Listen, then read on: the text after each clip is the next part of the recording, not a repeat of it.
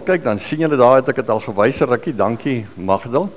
Die Johannes 9 en Lukas 13 is waar ons gaan lees, en dis die twee plekke in die Nuwe Testament.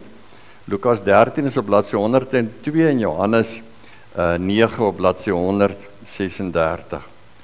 So kom ons maak haar oop en dan lees ons hierdie twee gedeeltes. In Lukas 13, ons lees hier van vers 1 tot 5, en die opskrif is, bekeer julle. Bekeer beteken om te draai, om reg te maak. Ons sal net 'n bietjie iets meer daaroor sê op Hervormingssondag. Juis in daardie tyd het mense vir Jesus kom vertel van die Galileërs vir wie Pilatus laat doodmaak het, waar hulle besig was om hulle offerdiere te slag. Toe antwoord Jesus hulle, dink julle dat hierdie Galileërs groter sondaars was as al die ander Galileërs, omdat dit met hulle gebeur het? Nee, sê ek vir julle. Maar as julle nie bekeer nie, sal julle net soos hulle ook almal omkom. Of daardie 18 wat dood is toe die toring van Siloam op hulle ineengestort het, dink julle dat hulle skuldiger was as al die ander inwoners van Jerusalem? Nee, sê ek vir julle. Maar as julle nie bekeer nie, sal julle net soos hulle ook almal omkom. 2 keer wat herhaal, as julle nie bekeer nie. En dan lees ons in Johannes 9, en ons lees in Johannes 9 van vers 1 af. Jesus genees 'n man wat blind gebore is. Terwyl Jesus wegstap, sien hy 'n man wat van geboorte af blind was. Sy disippels vra hom toe, Rabbi, deur wie se sonde is dit dat hierdie man blind gebore is? Sy eie of sy ouers sin? Ons is mos geneig om so te redeneer, oorsaak en gevolg. As hy blind is, moes iemand iets verkeerd gedoen het. En Jesus antwoord, dis nie deur sy eie sonde nie, en ook nie deur sy ouers sin nie. Maar hy is blind, sodat die werke wat God doen in hom gesien sal kan word. Solank as dit nog dag is, moet ons die werk doen van hom wat my gestuur het. Die nag kom, wanneer niemand kan werk nie. Terwyl ek in die wêreld is ek die lig vir die wêreld. Baie belangrik, nag, dag, lig, die blinde wat kan sien. Nadat hy dit gesê, spoeg hy op die grond en maak met die spoeg 'n bietjie klei aan. Toe smeer hy die klei aan die man se oë en sê vir hom, gaan was jou in die Siloam bad. Siloam beteken die een wat gestuur is. Hy het gegaan en hom gewas, en toe hy terugkom kon hy sien. Sy bure en die ander mense wat hom voorheen as bedelaar geken het, sê toe, maar is dit dan nie die man wat gesit en bedel het nie? Party van hulle het gesê, dis hy, maar party het gesê, nee, hy lyk maar net soos daardie man. Dit is ek, het hy self gesê. Hulle vra te vir hom, maar hoe het jou oor dan reggekom? En hy antwoord, die man met die naam Jesus het 'n bietjie klei aangemaak, het aan my oë gesmeer en vir my gesê, gaan na Siloam toe en was jou. Ek het gegaan en my gewas en ek kon sien. Weereens hierdie woorde, gaan, doen, was, word skoon. Waar is hy nou, vra hom toe? Ek weet nie, was sy antwoord. Daarna die mense die man wat eers blind was na die Fariseërs toe gebring. Dit was op 'n Sabbatdag dat Jesus die klei ingemaak en die man se oë genees het.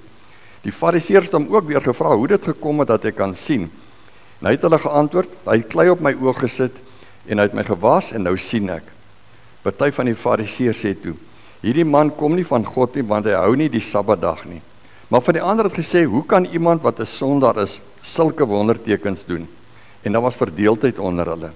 Hulle sê toe weer vir die man wat blind was, wat sê jy van hom?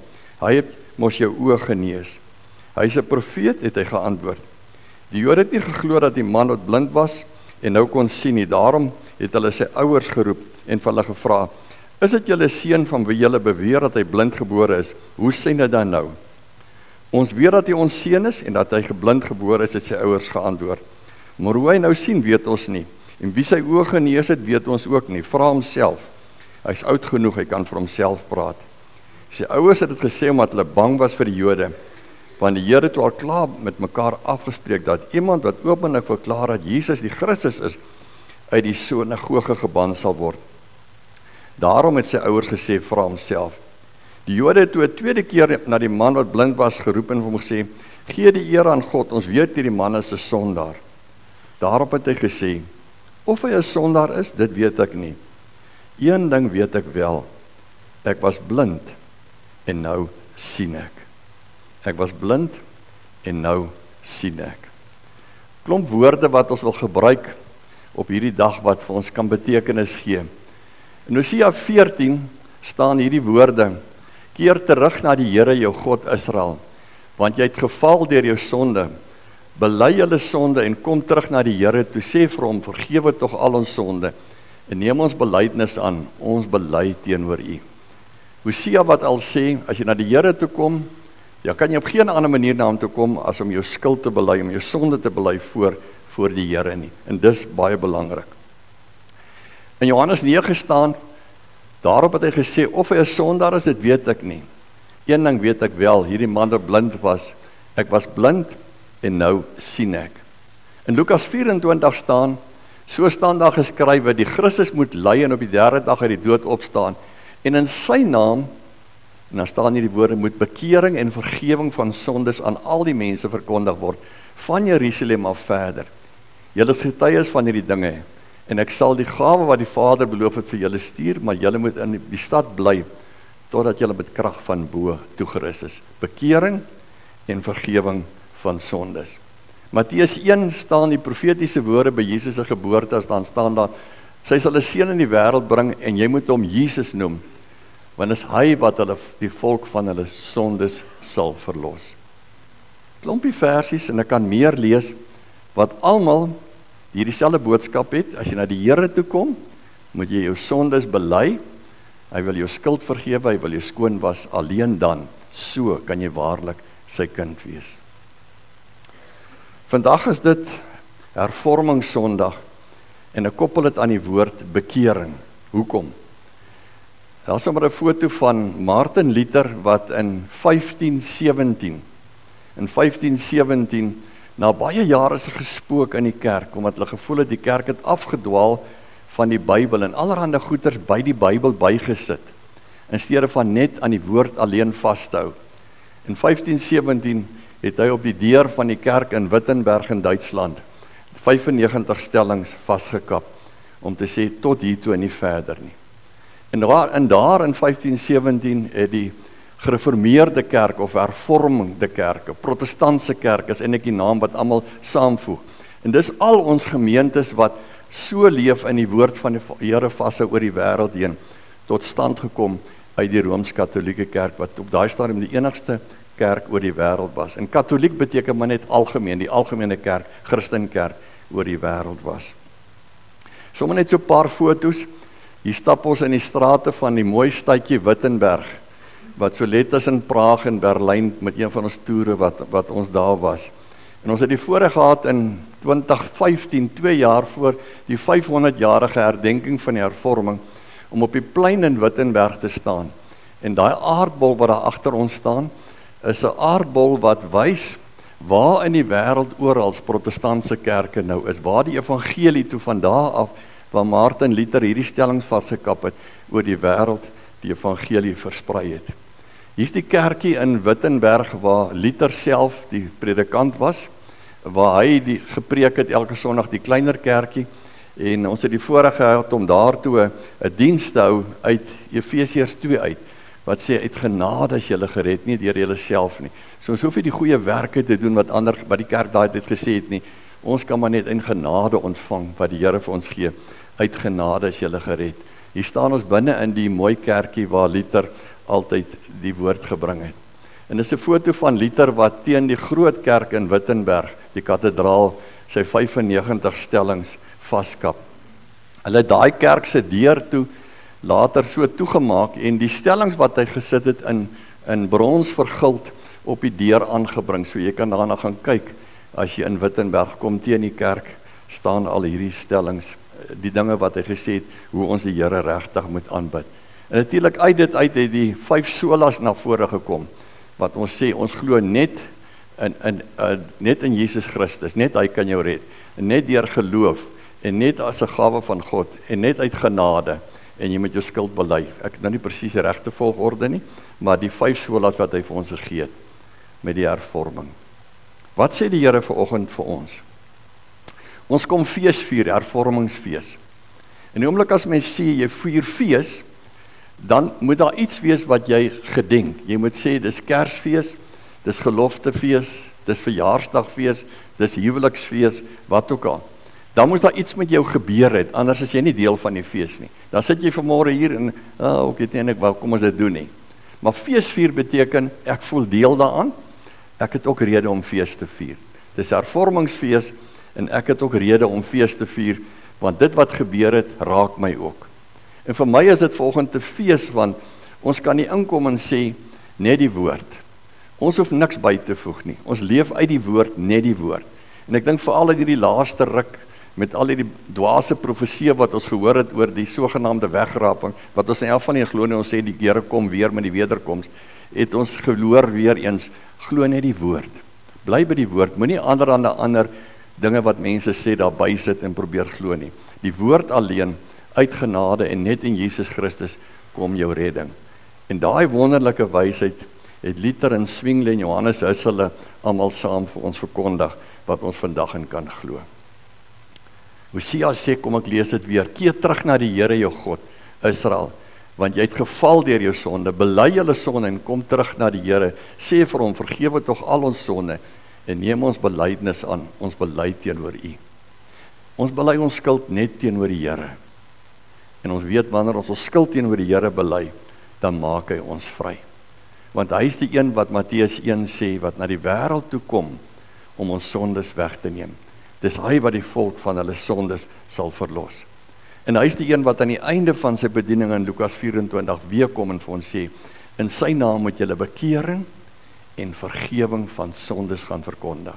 Bekering en vergewing. Moet julle bekering en vergewing van sondes gaan verkondig. Die oomblik as mens die woord bekering hoor, dan dink ek baie keer, dan kom daar so vae uitdrukking op mense se gesigte. As ek op huisbesoek vir mense vra, as jy nou op hierdie oomblik hier dood neerval, jy kry 'n hartaanval of iets, en daar is jy dood. Waar is jy oor 5 minute, of oor 'n minuut? Waar is jy nou? Dan sê hulle weet nou nie. En die volgende vraag aan sê hulle, kan 'n mens seker wees daarvan? En dan kom ons by die eintlike vraag uit, hoe werk dit? Is dit moontlik? Is dit moontlik om hier te kan sit vanmôre en te sê, ek weet verseker, soos ons sing, as ek nou doodgaan, gaan ek hemel toe. Ek behoort aan die Here uit te gedaan. Ek het al baie keer vir die kinders gevra, as ek vir jou sê, jy gaan nou dood, waaraan dink jy dadelik? Wees eerlik. En dadelik aan dink hulle, het ek vanoggend Bybel gelees, het ek gebid, wat het ek gister gedoen? Wat het ek gisterand gedoen? Waarna het ek gisterand gekyk? Dan dink hulle dadelik, wat het ek verkeerd gedoen? En wat dan? Dit het geen rol nie. Dit is glad nie belangrik nie. As 'n mens vra, wat is die definisie van bekering? Dan vir my, in Hebreëus is daar die woord wat gebruik word, sjoep. En sjoep beteken soos, jy loop en toe maak jy U-turn, 'n U-draai, en toe gaan jy in 'n ander rigting. Jy verander van rigting totaal. Jy was op hierdie pad, en jy het van rigting verander, jy is nou op daai pad. Die Griekse woord wat gebruik word, is die woord metanoia. En metanoia is nogal 'n mooi woord, en daarvan kom die woord metamorfose. Engels het dit uit Grieks uitgeleer, die woord metamorfose in ons dag gekry. En metamorfose beteken mos, iets het totale vorm verander. Julle het dit in biologie ook geleer, en in wetenskap. Daar het 'n metamorfose gebeur. En ons sê baie keer as iemand sê, hierdie ou het 'n totale metamorfose ondergaan. Hy is totaal anders. Dis ook 'n definisie van die woord bekering. En as jy dink aan convert, bekering beteken om iemand te convert, of conversion beteken om hom totaal word hy verander. Hy word totaal nuut gemaak. En dis die woord eintlik wat hervorm beteken. Want wat sê die woord hervorm? Beteken iets wat so, en dis soos klei, en toe druk ek dit, en toe hervorm ek dit, en toe lyk dit anders. En hervorming beteken, die Here het die kerk omvat, en hy het hom hervorm. Hy het altyd hierdie klomp goed gesê, en toe sê, nee, dis verkeerd. En hervorm ons om te sê, kom ek hervorm julle volgens die woord. En dis waarvan dit kom. En daarom lê bekering en hervorming, die twee woorde, baie dieselfde. Hervorm, verander, en nuut maak. En dan vraag my sê dadelik, maar hoe werk dit? En wat moet ek doen, is die eerste ding wat mense dadelik vra. Wat moet ek doen, as ek nou vanmôre hier sit? En nou wil ek vir julle ietsie wys. Hoe leer ons die kinders? hoe word mens 'n kind van die Here? En die wonderlike is, ons leer vir hulle die heel eerste ding wat met jou in jou lewe gebeur is, jy word geroep. Nou as ek jou roep, hoef jy niks te doen nie, ek sal dit doen, ek roep jou. En die eerste ding wat met ons gebeur is, die Here roep my. En hy kan my roep, waarskynlik deur my ouers eerste, deur jou pa en jou ma, wat van kleins af, veral jou ma vir jou leer, en later jou pa wat jou leer, hoe werk die Here, wie is die Here? Hy kan jou roep deur jou onderwyser in die klas wat met jou praat. Hy kan jou roep soos vanoggend as jy hier sit deur die dominee. Nee, hy nie, die Here wat deur die dominee met jou praat, wat vir jou iets sê. Dis waar alles begin. En as jy nie geroep is nie, kan niks gebeur nie. Hy roep jou deur sy woord, hy roep jou baie keer deur gebeure in die natuur, hy roep jou deur mense. Jy sien iemand, jy praat met iemand, en jy dink, maar hoe dit gebeur? En daai persoon praat met jou, en dan roep die Here jou. En wanneer die Here jou roep, die tweede ding wat met jou gebeur is, dan begin wedergeboorte in jou hart. En ek dink die mense verstaan dit mooi nie. Wat het jy gedoen dat jy gebore kon word? Niks. Ons het vanoggend gepraat van 2 babietjies wat gebore is. Daai babietjies het niks gedoen nie. Dit is pa en ma se werk. Dis die Here wat daai babietjie laat gebore vir ouers. En dis met wedergeboorte ook so. As die Here jou roep, en dan op 'n dag, dan begin jy agterkom, maar ek stel belang. Dis my belangrik. En van kleins af, ek is ook nou lief vir liewe Jesus. En dis die begin van wedergeboorte. Dis die begin van 'n nuwe geboorte, 'n nuwe lewe, wat binne in jou begin plaasvind. En wanneer daai geboorte pad geloop het, dan begin jy glo. En vir party van ons was dit van so groot. Ek het van so kleins af in die Here geglo. Want die Here het my deur my ouers en almal geroep, en hy het in my hart die nuwe lewe begin plaas, en ek glo nog soos 'n kindjie, maar ek glo. En dan groei my geloof. Al hoe meer deur my lewe groei jou geloof. En dan vind bekering plaas. Bekering vind eers plaas na die Here jou geroep het, en hy, die Heilige Gees in jou hart, hierdie saadjie plant, wat jou laat dink, maar dis vir my ook. En jy glo al beter, en ek verstaan nie alles, ek hoef nie alles te weet nie, maar ek weet. Die man wat blind gebore is, weet nie hoe nie, hy sê, ek weet nie wat julle sê nie, maar ek kan net vir julle sê, ek was blind en nou kan ek sien. Dit weet ek. Ek kan dit nie wetenskaplik verklaar vir julle hoe dit gebeur het nie. Hy het modder aan my oë gesmeer, toe sê, gaan na die Siloam bad toe, en toe gaan ek, want ek is gehoorsaam, en skielik kan ek sien. Dit weet ek. En dis is dit in mense lewe gebeur. Ek was blind vir my eie skuld, ek was blind vir sonde, ek het so geleef net vir myself. En op 'n dag toe kom ek agter, maar ek dink mos nou anders. Ek sien mense anders, ek leef anders. En dis bekering. Bekering beteken, op 'n dag draai jy om. Dan draai jy om soos 'n Paulus op die pad na Damaskus toe. Op 'n Damaskuspad kom Paulus tot bekering. Saulus, die soldaat wat met Christene vervolg het. Sy bekering vind nie daar plaas nie. Dit begin nie daar nie. Paulus het die dag bygestaan, hè, toe Stefanus gestenig is by die skaappoort. Lees ons in die Bybel, dat hulle klere by die soldaat neergesit sy voete, en hy het gestaan en kyk, hoe gooi hulle vir Stefanus wat getuig vir Jesus met klippe dood. En dink toe Paulus daar staan, en hy is hierdie ou wat die kerk vervolg, en Christene vervolg, want hy sê hulle is ketters, en dan plaat het hom, sjoe, wat hierdie ou, hy getuig vir die Here, en hy sê die Here is wonderlik, en dan gooi hom met klippe, en dan prys hy nog die Here, en toe is hy dood, gooi hom dood, en dan plaat het vir Paulus. En ek dink elke keer as Saulus iemand in die tronk gooi en hulle sluit hom toe, dan sê ek, bid vir jou, hoor. Jy verstaan nog nie, ons doen dit vir die Here, ons bid vir jou. En dit werk in Paulus se hart. En dan loop Paulus die dag daar op die Damaskuspad. Dit is nou na Sirië toe van deesdae. En dan sê die Here vir hom, Paulus, Saulus, dis hard om teen die prikkels te skop, nie. Is moeilik vir jou. Dit pla jou, nie. En dan kom hy tot stilstand. En hy kom tot bekering en sê, en hy was blind toe, nie? En skielik gaan sy oë oop. En hy kan sien. En Saulus word Paulus. 'n totale U-turn van die lewe. 'n totale omdraai, 'n totale metamorfose. En hierdie soldaat wat Christene vervolg het, word die getuienis wat 14 boeke, 13 of 14, ons is nie seker van Hebreërs nie, in hierdie Bybel kon skryf. Die skrywer, die sendeling vir Jesus Christus. Dis bekering, maar dit het begin by roeping, en toe die Heilige Gees die saadjie in Paulus se hart geplant. En toe Paulus begin glo, alhoewel hy dit nie eers wou erken nie, hierdie Christene het die waarheid weet. En tot op 'n dag toe raak dit net te veel vir hom, en hy kom tot bekering. En dan is die volgende stap wat ons weer Sondag gehoor het, nou groei ek. Ek is nou kind van die Here, ek is 'n Christen, en nou probeer ek in heiligmaking lewe soos 'n Christen. Ek is 'n Christen, nou moet ek lewe. Ek is 'n kind van die Here, nou moet ek lewe soos 'n kind van die Here. En baie keer val ek, en dan staan ek weer op, en daarom sê ons, die res van jou lewe is soos 'n atleet op die lewenspad. Jy volhard op hierdie pad wat die Here vir jou gegee het. Ek volhard op die pad van die bekering. Natuurlik is daar in dit alles 'n mystieke belewenis ook. Natuurlik gebeur dit op baie verskillende maniere. Maar dit pla my baie dat mense baie keer hulle bekeringsverhale vertel, en dan gaan dit eintlik meer vir my so vir 'n CV van homself aflees, en toe doen ek dit, en toe doen ek dit, en toe doen ek dit.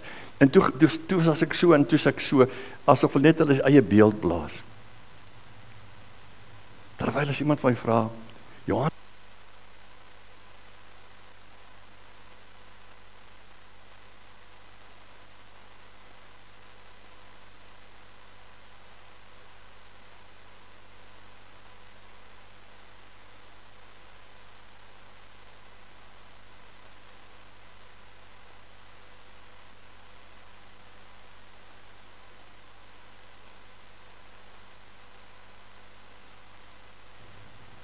daar sy weer lewende. As iemand vir jou vra, het jy, dan kan jy eintlik net soos Paulus sê, ja, ek is 'n kind van die Here. Hoekom? Is jy goed? Het jy iets spesiaal gedoen? Nee, die Here het dit vir my gedoen. Dis soos die blinde. Wat het jy gedoen dat jy vandag kan sien? Jy was 'n bedelaar by die poorte van die stad, en nou kan jy sien. En 2000 jaar later lees ons nog van jou. En dan kan jy net sê, al wat ek gedoen het is, ek het maar net gedoen wat die Here vir my gesê het. Ek het gehoorsaam, ek het maar net gegaan, en ek het gaan was in die bad van Siloam. Ek het maar net gegaan, en ek het weer die Bybel gaan lees. Ek het maar net gegaan, en ek het gaan bid. Ek het maar net gegaan, en ek het my sondes gaan bely. Die Here het my hart omgekeer. Die Here het my lewe omgekeer. Ek kan dit nie self doen nie. Jy kan jouself nie bekeer nie. Jy kom daartoe. Jy word wedergebore. Die Here draai jou om, en hy is die een wat jou nuut maak. Daarop het hy gesê, of hy 'n sondaar is, dit weet ek nie. Een ding weet ek, ek was blind en nou sien ek. Bekering is soos om die lig te sien. Vir die eerste keer in jou lewe lyk goed anders. Ek dink vir die eerste keer lyk sterretjies soos die Here bedoel het hulle moet lyk. Lyk plante soos die Here bedoel het. Lyk mense, lyk die lewe soos die Here bedoel het. Jou oë gaan oop om sy genade te sien, en sien jy sy hand in so baie meer dinge in jou lewe. Dinge wat jy altyd gedink het, dit gebeur maar toevallig. En nou besef ek, dis hy wat in my lewe besig is. Bekering gaan altyd gepaard met sondevergifnis. Dit kan op geen ander manier, volgens die woord van die Here, gebeur anders as dit nie. Die Christus moes ly en op die 3de dag uit die dood opstaan, en in sy naam moet bekering en vergifnis van sondes aan al die nasies verkondig word, van Jerusalem af en verder. Dit kan net gebeur as ek my skuld bereid is om met berou my skuld te bely en my hart oop te maak vir die Here. Bekering gaan ook altyd gepaard daarmee dat ek my eie ek afsterf. En daar bestaan nie 'n mens anders as dit nie. Ons lewe almal selfsugtig vir onsself. Tot op die dag dat die Here jou aanraak en jou lewe verander. En jy is byna soos Paulus kan sê, en nou is dit nie meer ek wat lewe nie, maar Christus wat in my lewe. Die lewe wat ek nou nog hier lewe, leef ek in die geloof in die Seun van God, wat sy liefde vir my bewys het deur sy lewe vir my af te lê. Tot op daai dag is jy die belangrikste mens in jou lewe. Paulus lewe nog, maar skielik lewe die Here belangriker as hy in sy lewe. En baie keer kom jou eie ek na vore. En baie keer wil ek net weer selfsugtigheid vir myself doen. En dan bely jy, Here, maak my minder en maak U meer. En daarom wat ons moet sê, ek lewe nie meer nie. En daarom moet ek by elke begrafnis kan sê vir die kinders van die Here, jou pa, jou ma, is nie dood nie. Hulle het gesterwe, lang terug. Ek het lank al terug dood gegaan. Nou het ons maar net verander, want van toe af lewe jy, Christus in jou, en Christus kan nie weer doodgaan nie. Iemand wat dood gegaan het, kan nie tweede keer doodgaan nie. En Christus het doodgegaan aan die kruis van Golgotha. Nou leef hy in jou, en daarom lewe jy vir ewig. Op 'n dag gaan staan jou hart maar net, en word jy verander om by hom in heerlikheid vir ewig te wees. Dis die werklikheid vandag, broers en susters. Ons vier fees, en jy kan saam fees vier, as jy jou hart vir die Here gegee het. Een van die mooiste dele in die Bybel, en het ek gelees die dag in Wittenberg in die kerkie van Luther. Julle is inderdaad, dan staan daar uit genade gered.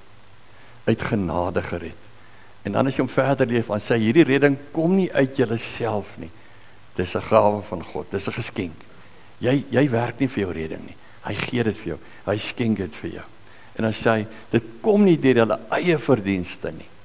Daarom het niemand enige rede om homself trots te wees nie. Dan sê hy, nee, God het ons gemaak wat ons nou is. En daarom as jy vir my vra, kan jy seker wees? Is jy seker as jy nou doodgaan, jy gaan die hemel toe? Dan sê ek ja. En as jy met vra, hoekom? Dan sê ek, nie omdat ek goed is nie, nie omdat ek reg lewe nie, nie omdat ek nie meer sonde doen nie, maar omdat ek is wat God my gemaak het. En God maak nie foute nie.